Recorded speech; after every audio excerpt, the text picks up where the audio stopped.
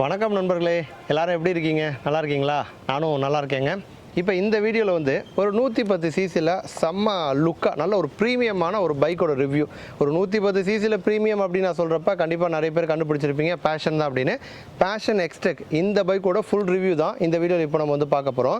110 CC தான், ஆனால் projector headlight வந்து இருக்குது, ஃபுல்லாக டிஜிட்டல் கன்சோல் வந்து இருக்குது, ப்ளூடூத் கனெக்டிவிட்டி இருக்குது, நல்லா பெரிய சீட்டு, மைலேஜும் அதிகமாக கொடுக்குது, விலையும் கம்மியாக இருக்குது. அதே மாதிரி எக்ஸென்ஸ் அப்படிங்கிற ஒரு தொழில்நுட்பம் வந்து இருக்குது, ஆட்டோ செயல் அப்படிங்கிற ஒரு தொழில்நுட்பம் இருக்குது.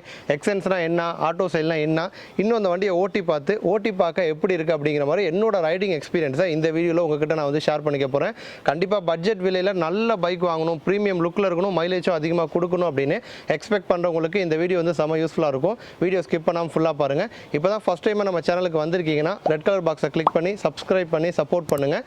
வாங்க படம் வீடியோக்குள்ளே போகலாம்.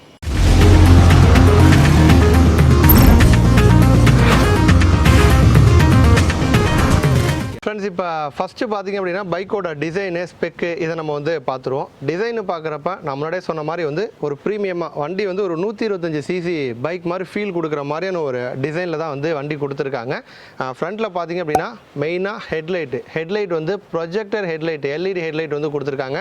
இந்த 100 சிசி 110 சிசி செக்மெண்ட்டில் வந்து ப்ரொஜெக்டர் கொடுக்குறது இந்த பைக்கில் தான் வந்து ஃபஸ்ட் அப்படின்னு நம்ம வந்து சொல்லலாங்க. ப்ரொஜெக்டர் அப்படிங்கிறதுனால நைட் டைமில் ஓட்டுறப்ப விஷன் நமக்கு வந்து கிளியராக வந்துருக்கும், அடுத்தவங்க வந்து அது வந்து டிஸ்டர்ப் பண்ணாது, ஒரு சேஃபாக ரைட் பண்ணலாம், நல்லா தெளிவாக வந்து தெரியும். ஸோ அது வந்து ஒரு சூப்பரான விஷயம் ஹெட்லைட்டு.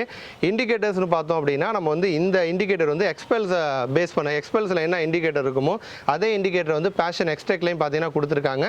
அப்படியே மேலே வந்தோன்னா ஃபுல்லாக டிஜிட்டல் மீட்டருங்க. டிஜிட்டல் மீட்டர் அப்படிங்கிறப்ப நமக்கு வந்து ப்ளூடூத் கனெக்டிவிட்டி வந்து இருக்குது. ஸோ கனெக்ட் பண்ணிட்டோம் அப்படின்னா எஸ்எம்எஸ் அலாட்டு, கால் அலாட்டு, யார் வந்து ஃபோன் பண்ணுறாங்களோ அவங்களோட நேமோட பார்த்தீங்கன்னா நமக்கு வந்து கால் அலாட் வந்து வரும்.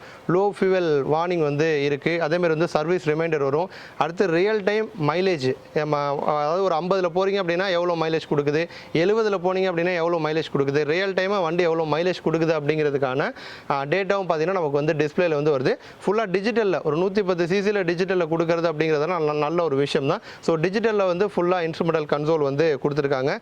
சீட்டை பொறுத்த வரைக்கும் பார்த்தீங்கன்னா சீட் வந்து நல்லா நீளமாக வந்து இருக்குது, கம்ஃபர்டபுளாக வந்து உட்கார ரைட் பண்ணுறவங்களுக்கு வந்து இந்த இடத்துல ஒரு குழி மாதிரி வரதுனால கம்ஃபர்டபுளாக வந்து உட்கார முடியும். பின்னாடி நல்லா நீளமாக இருக்கிறதுனால பின்னாடி இன்னொருத்தர் உட்காந்து நம்ம வந்து போனாலுமே கம்ஃபர்டபுளாக இருக்கிற மாதிரி தான் சீட் வந்து கொடுத்துருக்காங்க.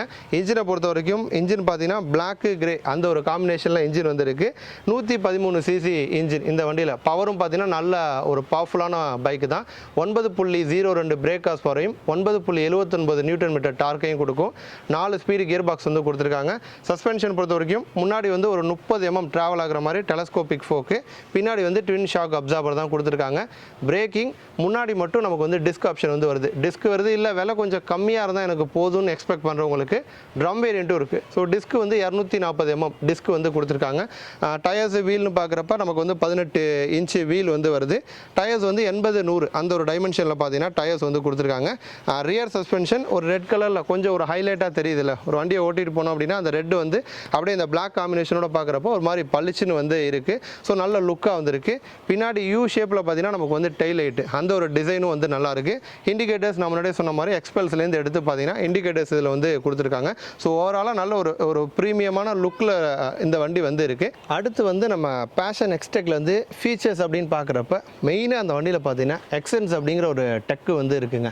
அது என்னப்பா எக்ஸென்ஸ் அப்படின்னு கேட்குறீங்களா? எக்ஸென்ஸ் அப்படிங்கிறது நிறைய சென்சார் வந்து இருக்குங்க. அந்த நிறைய சென்சார் எதுக்காக அப்படின்னா வண்டி நல்லா மைலேஜ் கொடுக்கணும், நல்லா பிக்கப் இருக்கணும், நம்ம வந்து வெயிட் ஏற்றினாலும் நல்லா போகணும். ஸோ இந்த மாதிரி வேலைகளை பார்க்கறதுக்காக தான் அந்த சென்சார்ஸ்லாம் வந்து இருக்குது. ஸோ அந்த சென்சார்ஸ் எல்லாமே வந்து டேட்டா எடுத்து தொடர்ந்து அனுப்பிட்டே இருக்கும். அதுக்கேற்ற மாதிரி வண்டி வந்து நல்ல மைலேஜ் பர்ஃபார்மன்ஸ் கொடுத்துட்டே வந்து இருக்கும்.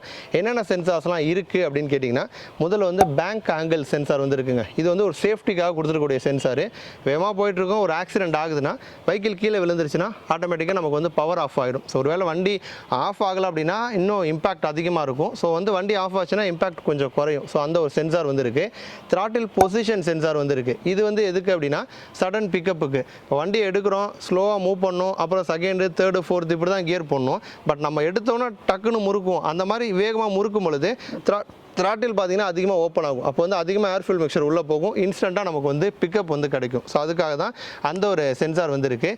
அடுத்து பார்த்தீங்கன்னா இன்ஜின் ஆயில் டெம்பரேச்சரை மெஷர் பண்ணுறதுக்கு ஒரு சென்சார் வந்துருக்கு. இது வந்து எதற்காக அப்படின்னா, இப்போ நார்மலாக காலையில் வண்டி எடுக்கிறீங்க அப்படின்னா, நமக்கு இப்போ ஒரு மார்கழி மாதம் வந்துருச்சு, ரொம்ப கோல்டாக இருக்குது அப்படின்னா உள்ள இன்ஜினும் பார்த்தீங்கன்னா கோல்டாக இருக்கும். அப்போ அதிகமான ஏர் ஃபியூல் மிக்சர் தேவைப்படும். இப்போ அதுவே வந்து மே மாதம் வண்டி எடுத்திங்க அப்படின்னா நமக்கு வந்து வெளியில் அட்மாஸ்பியரே வந்து கொஞ்சம் ஹீட்டாக தான் இருக்கும். அப்போ ஏர் ஃபியூல் மிக்சர் கம்மியாக போனாலுமே நமக்கு வந்து ஈஸியாக வந்து ஸ்டார்ட் ஆகிடும். ஸோ அதற்காக அந்த ஒரு சென்சார் வந்து இருக்குது. அடுத்து அப்சல்யூட் மேனிஃபோல்டு ப்ரெஷர் சென்சார்னு ஒன்று வந்து இருக்குது. அது வந்து எதுக்கு அப்படின்னா லோடுக்காக. இப்போ நார்மல் ரோட்டில் வந்து ஓட்டுறோம், அப்போ ப்ரெஷர் ஒரு மாதிரி இருக்கும். ஹில்ஸில் ஏற்றுறோம் அப்படின்னா ப்ரெஷர் மாறும். அப்போ அதுக்கேற்ற மாதிரி ஏர் ஃபியூல் மிக்சர் ரேஷியோ நமக்கு வந்து மாறும். அதற்காக அந்த ஒரு சென்சார் வந்து இருக்குது. அடுத்து மெயினாக i3s வந்து இருக்குங்க. ஸோ i3s அப்படிங்கிறப்ப இது வந்து ஒரு ரொம்ப சூப்பரான ஒரு ஃபியூச்சர். இது வந்து 2 விதத்தில் பார்த்தீங்கன்னா நமக்கு வந்து யூஸ்ஃபுல்லாக வந்துருக்கும். என்ன அப்படின்னா, வண்டியை வந்து ஒரு 10 செகண்ட் வந்து வண்டி ஐடியில் நியூட்ரலில் வச்சு, இப்போ வராரு, நான் பேசிகிட்டு இருக்கேன், என் ஃப்ரெண்டு வராரு, நானும் பேசிகிட்டு இருக்கோம். அந்த மாதிரி சமயத்தில் ஒரு டிராஃபிக் சிக்னலில் ஒரு 10 செகண்ட் ஐடியில் வச்சுருந்தோன்னா ஆட்டோமேட்டிக்காக பார்த்தீங்கன்னா வண்டி வந்து ஆஃப் ஆயிடும். அப்படின்னா ஒரு ஸ்லீப் மோடுக்கு தான் வந்து போகும். வண்டி வந்து ஃபுல்லாக வந்து ஆஃப் ஆகாது, ஜஸ்ட் இக்னிஷன் மட்டும் ஆஃப் ஆகும். அகைன் வந்து பார்த்திங்க அப்படின்னா நம்ம கிளச்சை பிடிச்சி நம்ம வந்து அக்ஸலரேஷன் கொடுத்தோம் அப்படின்னா வெஹிக்கிள் வந்து ஸ்டார்ட் ஆகிடும். ஸோ இதுதான் வந்து i3s.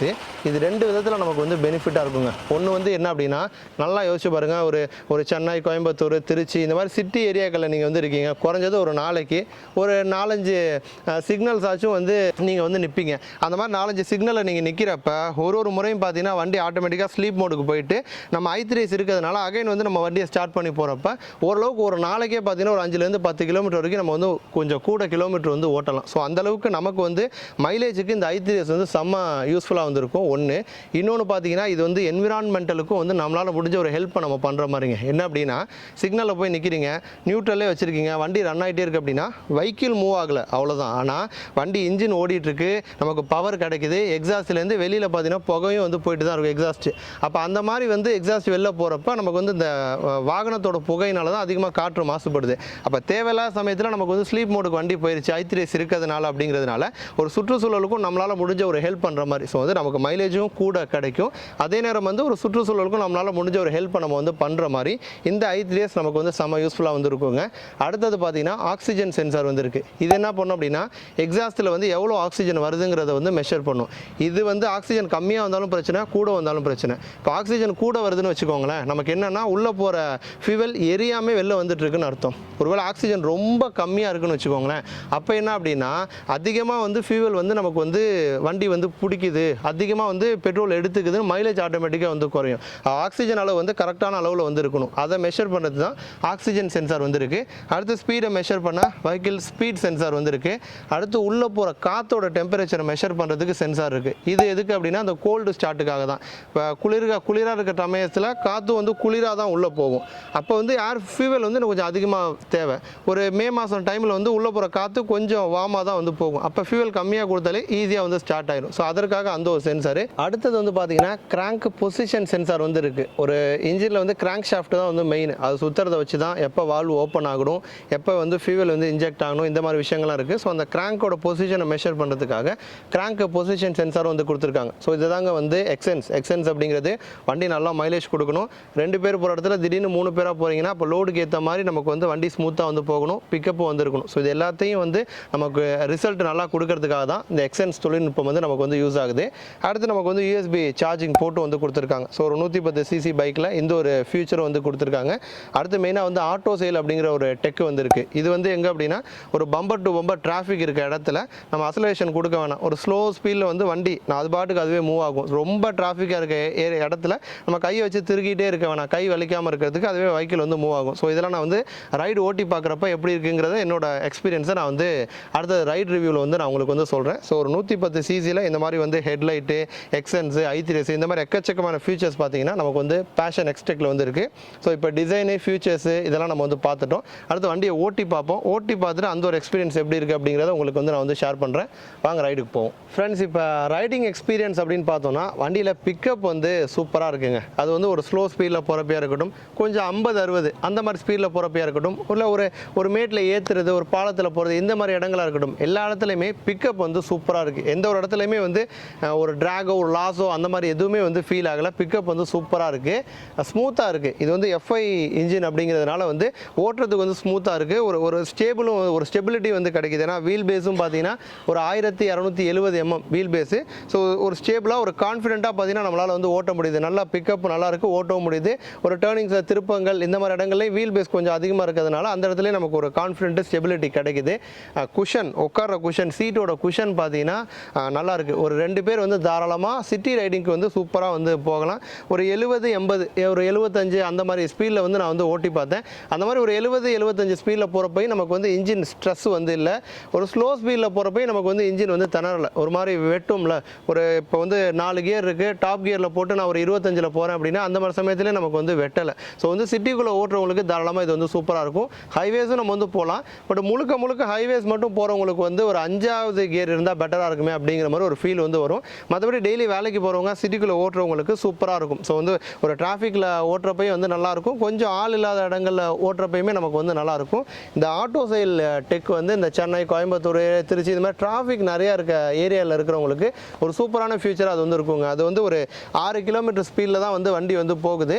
நம்ம வந்து திருகணும்னு அவசியம் வந்து இருக்காது. நம்ம வந்து ஜஸ்ட் அசலரேஷனில் சும்மா அப்படி கையை வச்சுருந்தா போகும், வண்டி பாட்டுக்கு மூவ் ஆகிட்டே இருக்கும். ஒரு நிறைய பம்பர் டிராஃபிக் அடிக்கடி சிக்னல்ஸ் இருக்க இடங்கள்லாம் பார்த்தீங்கன்னா அது நம்ம கைக்கு வந்து கொஞ்சம் ரிலாக்ஸ் பண்ண மாதிரி வந்து இருக்கும். ஸோ ஓவராலாக பார்த்தோன்னா வண்டி ஓட்ட வந்து நல்லாயிருக்கு, குஷன் வந்து நல்லாயிருக்கு, பிக்கப் வந்து நல்லாயிருக்கு, நல்லா ஸ்பீடும் வந்து போகுது. ஸோ ஓவராலாக டெய்லி நம்ம யூஸ் பண்ணுறதுக்கு வந்து ஒரு ப்ரீமியமான கம்யூட்டர் பைக்காக பார்த்தீங்கன்னா கண்டிப்பாக வந்து இந்த பேஷன் எக்ஸ்டெக் வந்து இருக்குங்க. ஃப்ரெண்ட்ஸ், இப்போ அடுத்ததாக வந்து வண்டியோட மைலேஜ் அப்படின்னு பார்த்தோன்னா 65+ நமக்கு வந்து மைலேஜ் கிடைக்குங்க. நல்லா ஸ்பீடாக போகிறீங்க, நல்லா ஃபுல்லாக ஹைவேஸில் போகிறீங்க, செம்ம ஸ்பீடாக போகிறீங்கன்னா 60+ வந்து வரும். ஒரு சிட்டிங்கிறப்ப கண்டிப்பாக 65+ வந்து வரும். இன்னும் நல்லா ஒரு எக்கானமிலே ரைட் பண்ணிங்க அப்படின்னா நமக்கு வந்து 70+ கூட வந்து வரலாம். ஸோ ஆவரேஜ்னு பார்க்குறப்ப 60 to 70 மைலேஜ் வந்து நமக்கு வந்து கிடைக்கும். கலர்ஸ்ன்னு பார்த்தோன்னா 3 கலரில் வந்து கிடைக்குது. இது வந்து பார்த்தீங்கன்னா பிளாக் வித் ப்ளூ இந்த கலரு, அடுத்து 2வது பிளாக் வித் சில்வர் கலரும் வந்து இருக்குது, ஃபுல் ரெட். இந்த 3 கலர் ஆப்ஷன்ஸில் தான் வந்து கிடைக்குது. ப்ரைஸு நம்ம வந்து பார்த்தோன்னா இப்போ வந்து ட்ரம் வேரியண்ட்டும் இருக்குது, டிஸ்க் வேரியண்ட்டும் வந்து இருக்குது. ட்ரம் வேரியண்ட் எடுத்தோன்னா 77,800 ரூபா ஷோரூம் ப்ரைஸு. டிஸ்க் வேரியண்ட் வந்து நம்ம வந்து எடுத்தோம் அப்படின்னா 81,500 ரூபாய், இதுதான் வந்து ஷோரூம் ப்ரைஸு. ஃப்ரெண்ட்ஸ், இப்போ வந்து வீடியோட எண்டுக்கு வந்து வந்தாச்சு. ஒரு 110 சிசியில் பார்த்தீங்கன்னா நமக்கு வந்து ப்ரொஜெக்டர் ஹெட்லாம்பும் வந்து வருது, ஃபுல்லாக டிஜிட்டல் மீட்டரும் வருது, ரியல் டைமாக எவ்வளோ மைலேஜ் கொடுக்குதுங்கிறதே நம்ம வந்து தெரிஞ்சுக்கலாம். யூஎஸ்பி சார்ஜிங் போர்ட்டும் வந்து கொடுத்துருக்காங்க, ஆட்டோ செல் டெக்கும் வந்து இருக்குது, மைலேஜும் வந்து நமக்கு வந்து 65+ வந்து கிடைக்குது. கொடுக்குற காசுக்கு ஒரு ஒர்த்தாக ஒரு 110 சிசியில் ஸ்டைலிஷாக செம்ம லுக்கில் ஒரு ப்ரீமியம் டச்சில் பார்த்தீங்கன்னா இந்த பேஷன் எக்ஸ்டெக் வந்து இருக்குது. ஸோ டெய்லி யூஸ் பண்ணுறவங்களுக்கு, டெய்லி வந்து ஒரு ஸ்டைலிஷாக வந்து வண்டி வேணும் அப்படின்னு ஆசைப்படுறவங்களுக்கு இது வந்து ஒரு சூப்பரான கம்யூட்டர் பைக்காக, ப்ரீமியம் கம்யூட்டராக வந்து இருக்கும். கண்டிப்பாக இந்த வீடியோ உங்களுக்கு வந்து யூஸ்ஃபுல்லாக இருக்கும் நம்புகிறோம். இதே மாதிரி இன்னொரு யூஸ்ஃபுல்லான வீடியோவில் திரும்ப வந்து உங்களை வந்து சந்திக்கிறோம். நன்றி.